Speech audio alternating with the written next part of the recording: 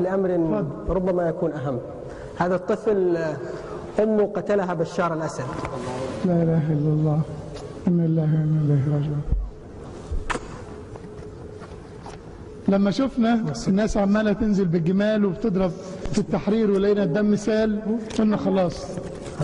الشيخ زايد الله يرحمه في الإمارات قال كلمة جميلة جدا غيرت وجه الخليج كله. يعني هذه الطفولة البريئة، هذا المجرم الزرافة زي ما قال الحبيب الطفل أكرم. شو قال؟ الشعب يريد إعدام الأسد. أعطينا الميكروفون. الشعب إعدام الأسد.